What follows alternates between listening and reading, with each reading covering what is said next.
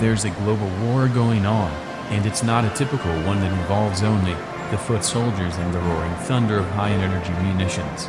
The shadow wars of the 21st century are being conducted in the terrestrial, aerial, maritime, subterranean and extraterrestrial battlespace, which involve the maximum use of economic, political, kinetic, psychological, chemical, biological, cyberspace and electromagnetic warfare. The Western deep state is seeking a full-spectrum dominance. The Eastern Alliance is waging a full-spectrum countermeasure. This is the Covert Hybrid WW3. The Western deep state's quest for full-spectrum dominance, amidst an advancing multipolar world. Who will win in the war between hegemony and multipolarity? A succession of hurricanes battered the southeastern seaboard of the United States in recent days, and all indications point to a deliberate manufacturing of rain clouds through rapid vaporization from existing industrial cooling towers, oil rig platforms and the use of Doppler radar system, known collectively as the Next Generation radars, or simply NEXRAD, in areas where a body of water is available. Yep, there's another way water can get into the air. The water on the doghouse roof dried pretty fast in the warm sun. This water disappears faster because the stove is hotter. This change from water we can see to water vapor we can't see is called evaporation. The cloud from the spout of the tea kettle is condensation of the water vapor from the tea kettle hitting the colder air. The hot water in the kettle gives off water vapor to the air by rapid evaporation, just as rivers, lakes, and ponds give off water vapor to the air by slow evaporation. As the hot water-filled air hits the colder air near the ice tray, the water vapor turns into clouds of tiny water droplets floating in the air, condensation. When the air is quite cold and cannot hold any more water droplets, they collect together to form larger drops, as on the ice tray. And being too heavy to float in the air, they fall back to the earth as rain.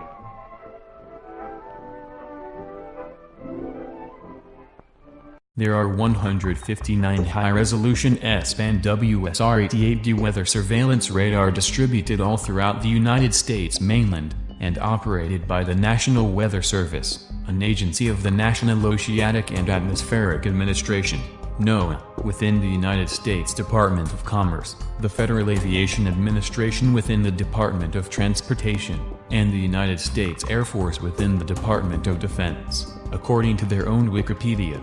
These 159 weather radars are broadcasting signals in the S-band of frequencies, or between 2 to 4 gigahertz.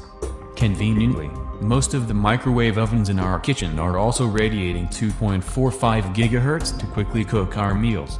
So, with enough broadcasting power, any of these 159 Doppler weather radars can heat up any body of water nearby for rapid vaporization to deliberately create rain clouds, and steer them to any landfall target they want.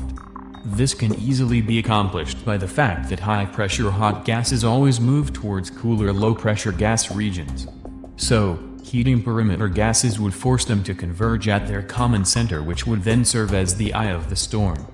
The convergence of high-pressure gases towards a common center comprising cooler gases can only be resolved naturally by a spiral downward rotation, the cooler gases being heavier than the rest.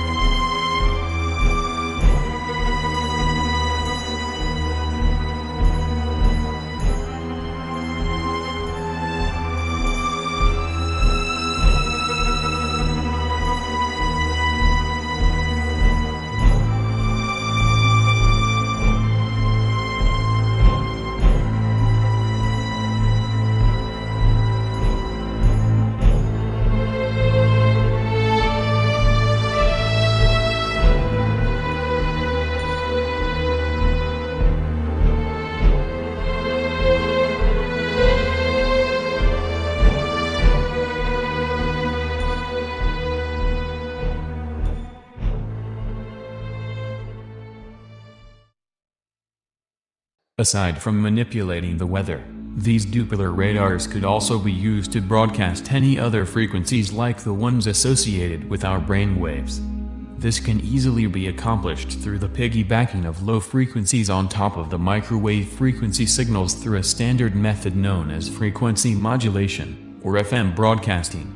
In order to broadcast a desired frequency that would serve a specific purpose, all the operator needs to do is twist the tuning knob much like the way you choose your favorite radio station. In this way they can induce any artificial behavior upon the population. In the case of economic depression, they can induce the feeling of satisfaction and pacify them from rioting and conducting street protests.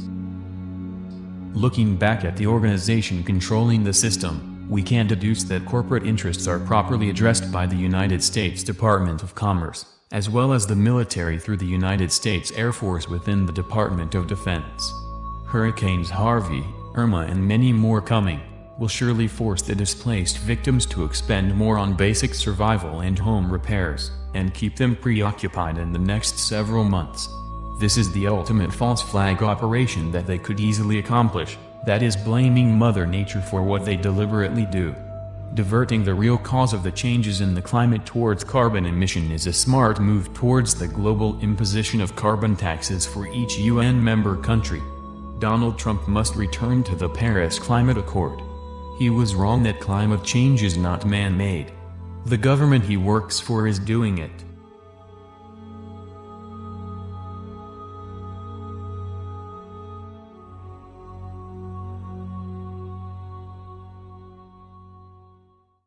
Fox News alert: a massive manhunt in London at this hour after a homemade bomb in a bucket exploded on a packed subway car at the height of rush hour. Of course, we already know the drill with regards to lone terrorist bombing civilian targets, as if the civilians are the real culprit responsible for the prevailing dire economic conditions of the West. Come to think of it, why would these supposed terrorists always choose to bomb civilian targets instead of the parliament, perhaps during a live session about how they would raise the income taxes again, just to prove a point? I mean, isn't that the expected rationale of why one wants to make a grandiose way of expressing himself? To top it all, near the end of these operations, we know that they will kill the lone nut again. Monitoring the latest from London, Shantae. Katie and Ken, UK police just confirmed that 9 people are now dead, 6 are victims, and the other 3 are considered to be the attackers. The latest image into WBZ's newsroom, a man lying on the ground with what appears to be canisters attached to his belt as police surround him in what's now considered terror attack. Which is kind of stupid, knowing that they won't be able to find out more of the operation when the assailant is dead, if the intention really is to prevent more of the same attacks in the future. But that simply is not the case. This is one of the 5 terrorists who launched a terror attack in Barcelona. Eyewitnesses said that the man sneered at officers and taunted them in seconds before he was fatally shot. Police said it appeared they were high on drugs when they committed this terrorist act.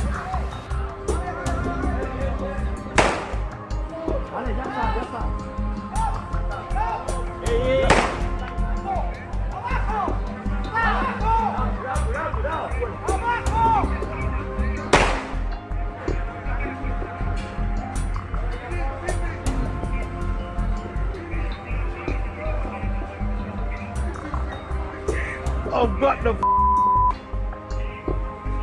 I know.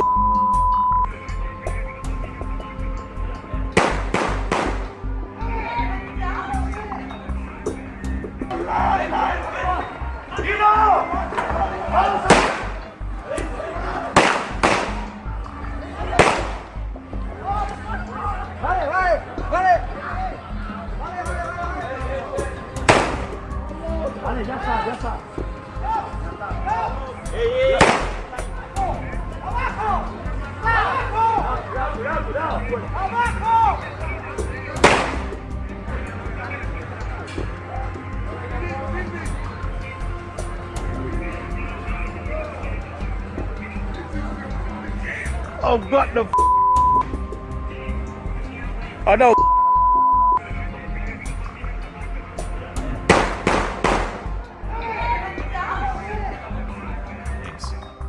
object is distraction by terror. So, to spend so much time on that subject is to feed more to the distraction that it sought to induce the population with. We know what they are doing, and we know the motivations why they are doing it.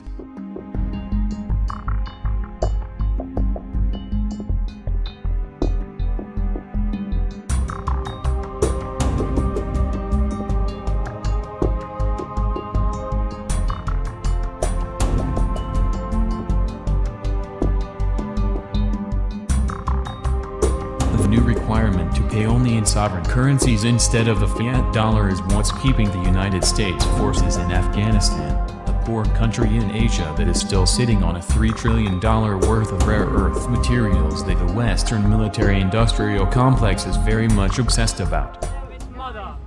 What if it's there with the whole family? I would much rather live my life not having to deal with the consequences of what if. That is why I throw these medals back. What if every soldier past and present did this? If you look close enough at these medals, you can see the reflections of dead Iraqis. You can see the embers of Libya, and you can see the faces of the men and women of the British Armed Forces who didn't return, and also those who did, with lost limbs and shattered souls. I no longer require these medals. It used to be that the world needed oil for the economy. Washington, in a 1975 deal with the Saudi monarchy, ensured that Arab OPEC would refuse to sell one drop of their oil to the world for any currency other than United States dollars. The value of the dollar soared against other currencies such as the German mark or Japanese yen. Wall Street banks were awash in petrodollar deposits. The dollar casino was open and running, and the rest of the world was being fleeced by it.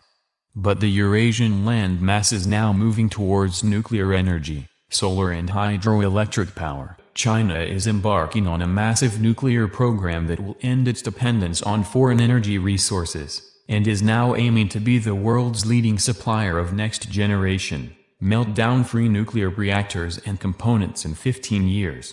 The plan is to build 30 new conventional nuclear plants, in addition to the 37 reactors operating today, as well as a variety of next-generation reactors.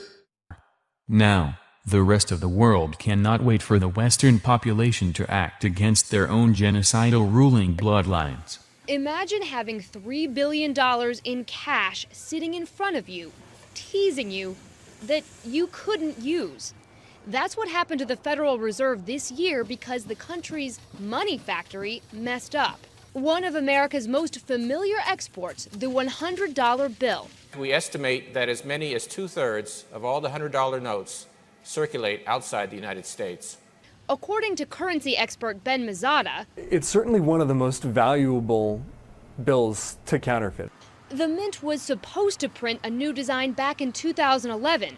But they keep botching the bill. The first batch ended up with a blank spot, and the second round lifted by thieves on their way to the Federal Reserve. Now, excess ink. And ironically, it appears not to be any of those advanced security features themselves which are causing the problem.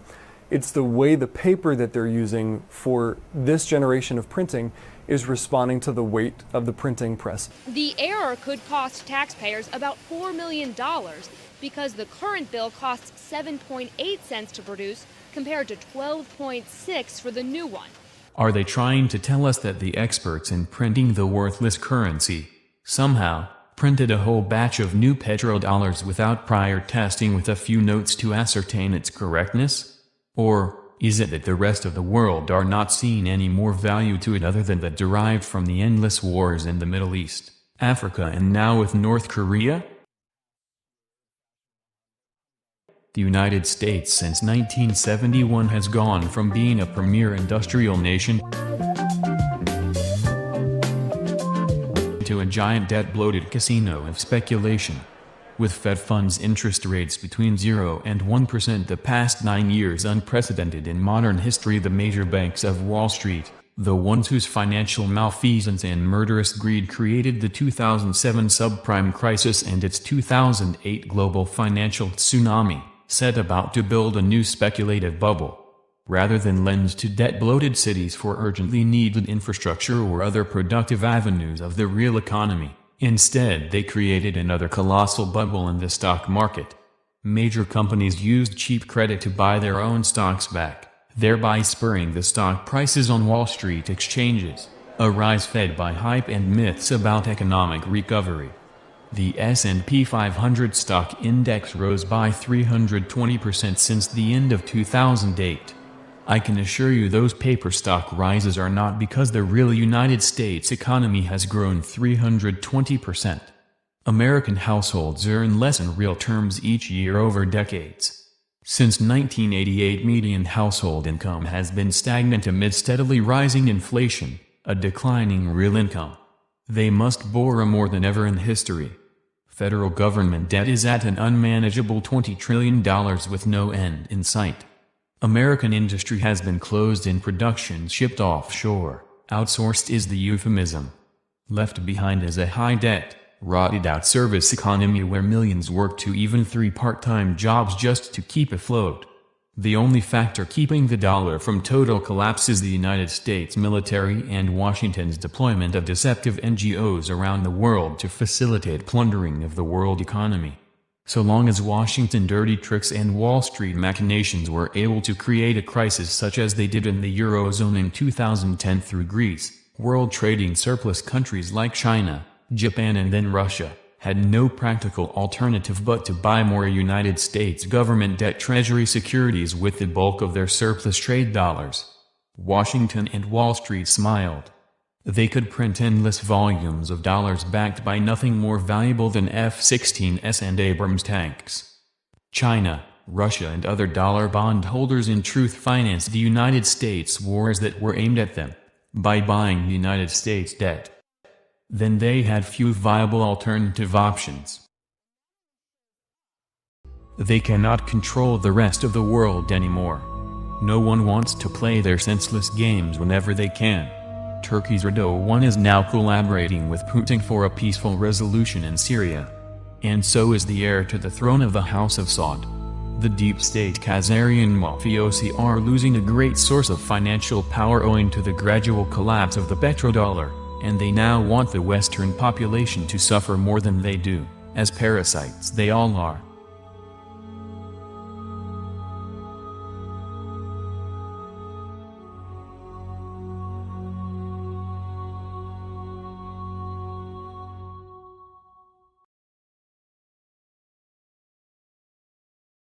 So, while the Western deep state operatives are busy concocting ways to distract their own population, massive infrastructure developments continue to accelerate in the Eurasian landmass.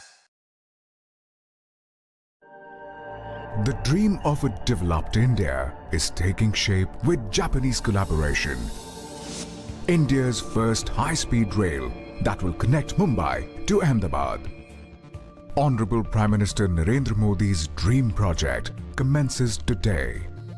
This project will be built and operated by National High Speed Rail Corporation Limited.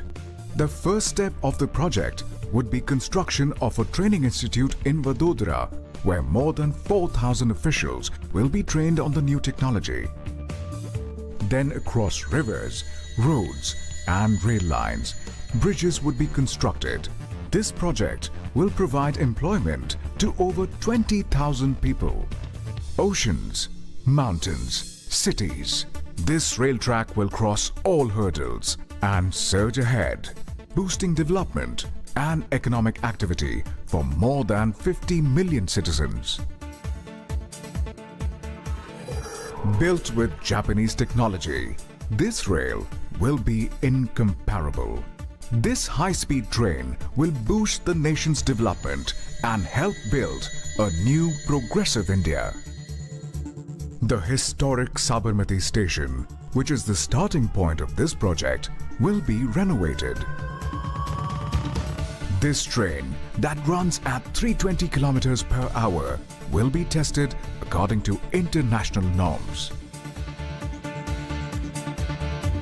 The travel time between Mumbai terminal and Ahmedabad will reduce from 8 hours to just 2 hours. 150 million passengers will benefit yearly, and India will join the elite list of nations successfully using high-speed rail. Thereby, this glorious journey from promise to prosperity will be completed.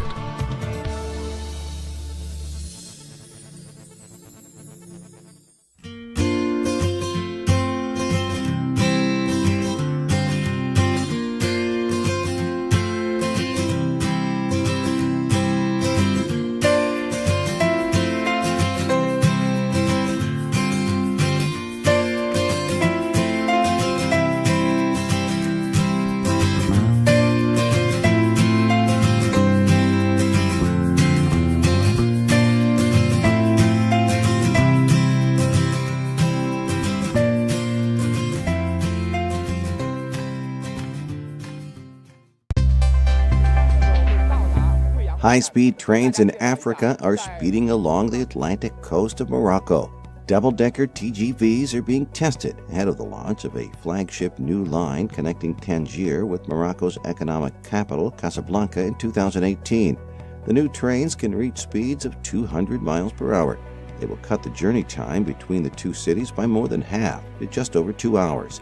The $2 billion project has been in development for decades, funded by the governments of Morocco, France, Saudi Arabia, Kuwait, and the UAE. High-speed rails made in China are widely known for their high efficiency and reliability. At the third China Arab States Expo, the latest bullet train models are on display. The Chinese railway system is one of the most advanced system in the world, and it proved to be advanced and safe system. They have a very good experience now in this sector, so it should really contribute to the developing of railway system in the Arab world. Starting in April 2007, China's high-speed rail industry has sped through rapid growth. It has overcome technological challenges brought by conditions like long distances, high densities, and complicated terrain. China has the world's longest high-speed rail network, about 22,000 kilometers at the end of last year. That accounts for more than 60% of the world's total. Mr. Gamo Salim works at Egypt's National Railways.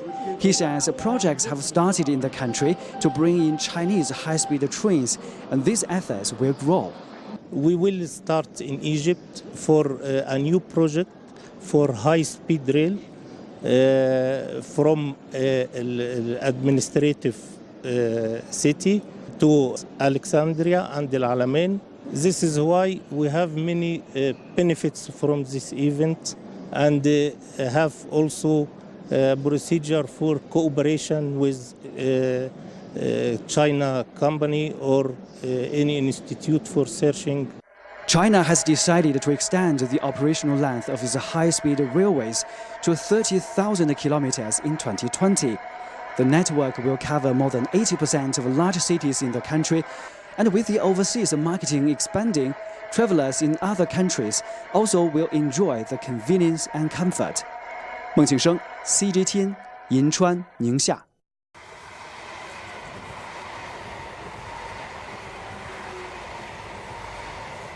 我们目的就是要完全自主化，摆脱对外方的依赖，降低我们运用维护的成本，为我们走出去建立一个平台基础。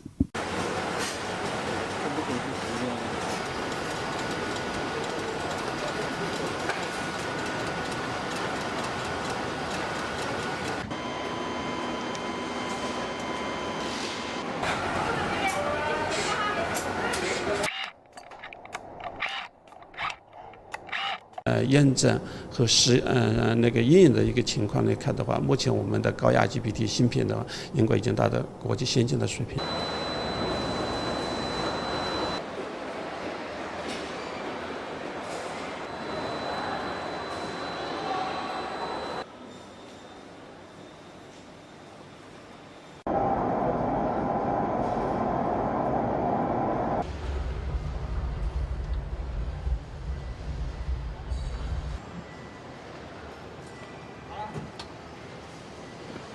Now, new bullet trains for the Beijing to Shanghai high-speed rail line have been unveiled. You can expect a lot more space compared to the old ones, and they're fitted with Wi-Fi, so your journey should be a lot more comfortable and convenient. Now, the trains are also fitted with some fairly intelligent sensors that should be able to respond automatically to a range of emergency situations.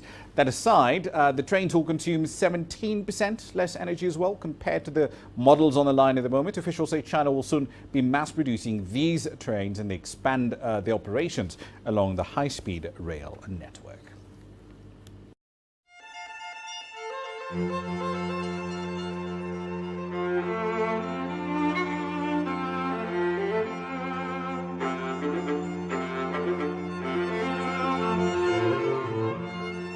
You have a very stark comparison in terms of infrastructure investment between the United States and China. In the United States, about $300 billion is invested in infrastructure every year. And that is every school, every hospital, every road job, every subdivision's new sewer and water and optical fiber and so forth. That is absolutely everything. Public, private, local, federal, amounts to about that much investment. In China, the four major state banks which provide the credit for the infrastructure breakthroughs that have been made in China, those four banks issue about $140 billion worth of credit annually for high-speed rail in China alone.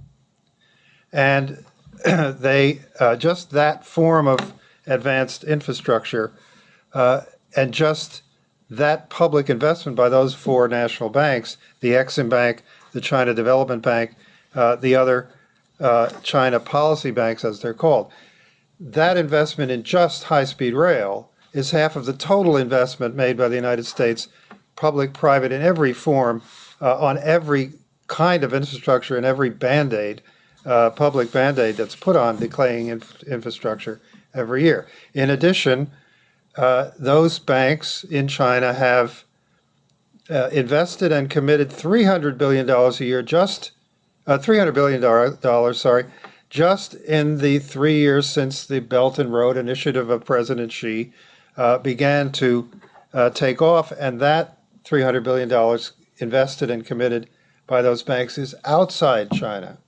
So that's going on simultaneously with the large-scale investments in completely frontier, everything, including things like maglev subways, in the major cities of China, and there are many, many, many major cities in China, as people know. So this is widely in the financial press in the United States and Europe. The old liberal order defends itself by saying this issuance of China can't possibly, this credit issuance from China can't possibly be sustained. There will be a tremendous earth-shattering collapse of all of this infrastructure credit because the banks, it has dwarfed even what the Federal Reserve has done for the banks here, and but for a good purpose, and it can't be sustained and it'll all blow up. There is a very fundamental difference here, though, in that China, for the last 20 years, has had bank separation. It has many shadow banks. It has a lot of investment companies involved and broker-dealers, but they are completely separated from the both private commercial banking system, which they want to build up further, and also from this kind of public banking, so that these banks are not involved in the $550 trillion derivatives exposure of the banks in London and New York. These banks are not involved in securities speculation. They are able to handle bankruptcies. They're able to handle non-performing loans when they appear in various sectors as the economy develops.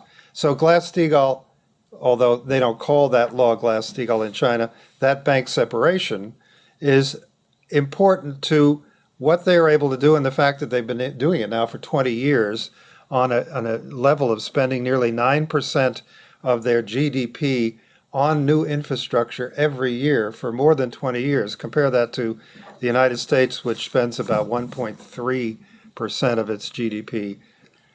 Less than 10 years after getting rid of Glass-Steagall, the whole banking system blew up simultaneously, which has never, for all of the major banks to be bankrupt at the same time as Ben Bernanke admitted they were, has never happened in the entire history of the United States. It took less than 10 years without Glass-Steagall to bring that about. So it gets us right back, and they're making now that the right argument, the very powerful argument, that if we want to rebuild the United States, and particularly build new, really frontier new infrastructure for the United States, we have to have a commercial banking system which is separated from securities broker-dealering and speculation and the derivatives markets, and which is concentrating on household lending and commercial and industrial lending to the companies participating in these great projects. What President Trump has spoken about, the time has run out to implement it. They have to now create immediately, for him and for the Congress, a national bank on the order of $1 to $2 trillion in capital, in the way that Alexander Hamilton and his successors in the American system built such national banks starting in 1790 through the 19th century. They have to create such a bank now, so that there is a credit institution here, institutions like those in China to cooperate with the credit I was discussing earlier. Otherwise we are really facing disaster. So there is no time at all left for these wonderful prospects by the discussions with the Chinese now at the highest level between President Trump and I think the number 3 man in the Chinese government. For these wonderful prospects to be backed up by the institution of which issues credit for the United States, a Hamiltonian investment bank. It must be formed. It must come out of the Congress and with the drive from the White House in order to get it done. The verdict, please. Yeah. Is it possible? Oh, the Chinese trains are very impressive, yes. But let's look at the building site first, because this is way, way up there, right on the edge of the Arctic Circle. The Bering Strait is what separates North America from Asia. And as Sarah Palin might note, you really can see Russia from here. If you get high enough, at the narrowest point, it's about 53 miles wide. How deep is this water? Not that bad, about 98 to 164 feet deep, depending on where you've paddled your kayak. So who would have to be involved in this project? Well, politically and economically, you would probably need Russia and China and Canada and the United States here in the form of Alaska. The channel is what they would pattern this after in all likelihood. So let's look at the construction of this thing, because that was built under the English Channel to connect the UK to France. Even at the narrowest point, what we're talking about could be twice as long as the channel, but the water is shallower here, so essentially what they'd have to do is start boring through, and this is what they would probably aim for. Something like this, 3 tunnels, one with trains going one direction, one with trains going another direction, and in the middle what they've typically built is a sort of access tunnel for emergencies and for service and all sorts of ways to get back and forth. It's a big, big, big project, and they have to push into the water and the rock here and the undersea, and they have to put in shielding as they go, just a step at a time, claiming this area with a big metal tube, in a sense, to build all of this. It's a big, big, big job, Aaron. There's no question. I mean, it's incredible. It sounds like, from at least an engineering standpoint, which is what might have given a lot of people pause. It's possible. Okay, but then here's the question, Tom. I mean, how much would it cost, and how long would it take? Yeah, well, it's possible, although I'd like to point out, you know where you are on each end of this tunnel? You're in the middle of nowhere, so they've got a lot to build about that. But if you look at just the cost of this thing, if you based it roughly on the channel, maybe $35 billion if everything goes well. That's maybe you could build China, it there. Tom. That's nothing. That's not unbelievable. It's not crushing. But you might also be talking about 20 years to complete, maybe. But boy, big, big, big guess here, Aaron. You know why? Because the idea for the channel came up a pretty good while before anyone actually started digging. As in, it was first seriously proposed by Napoleon. Vladimir Putin himself tried to wake the Americans up with a mild slap a few weeks ago. The Americans need to eliminate their enemies from within. Otherwise, they will fall with the hijacked system they are in, while the Khazarians escape to their tropical island paradise for a well-deserved vacation.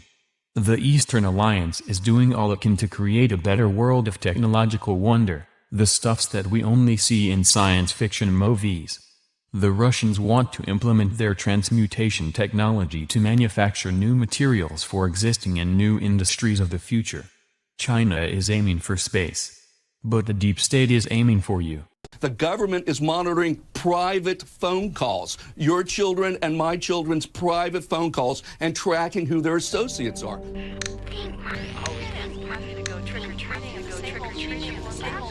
China has completed its longest ever manned space mission as Beijing prepares to launch its own fully fledged space station by 2023. Not long to go.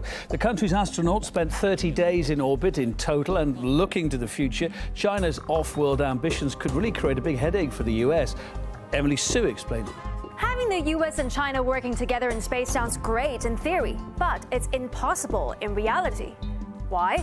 Because in 2011, the US Congress passed a bill banning NASA from working with China, fearing a high risk of espionage. Our adversaries, specifically the Russians, but also the Chinese, are attempting to, or have achieved, an ability to cripple our operations in space. Yes, sir, they are. The American Congress watchdog that scrutinizes China's effect on US trade and security declared that China's space program may bring serious implications for American interests. Global access to the technology and know-how is forging ahead, and the US is no longer the sole dominating force in the 21st century space race.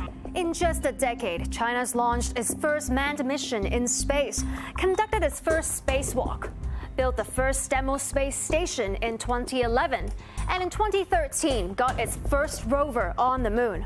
And just this month, blasted its most powerful rocket to date. China's development has been faster than any other nation. 10 years ago, there was no gap because China just weren't on the page when you compared them with NASA. Now, the gap is really, really narrow. What this means is that China now has the capability to send the parts it needs to build its own space station by the 2020s. The ISS is scheduled to be retired in 8 years. If the ban from Congress stays, that's going to leave American astronauts homeless in space. It's a very stupid decision, but that is the politics. That is the struggle between the powers. The reason why China didn't take part in the construction of the International Space Station is because the US excluded us. That's why we were so determined to build our own. Despite that, China still has an open attitude to work with any country, including the US. After watching The Martian, the head of China's National Space Administration urged the US to be more open-minded to working with them. Now it's up to the Americans to see if they can be swayed by their own inspirational stories. You're watching the Covert Hybrid World War III series, an exclusive documentary about the ongoing war between hegemony and multipolarity. This is brought to you by Covert Geopolitics at www.geopolitics.co.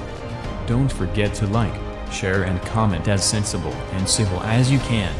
If you can see the significance of what we do, you can support us through www.patreon.com/geopolitics. Thank you for watching.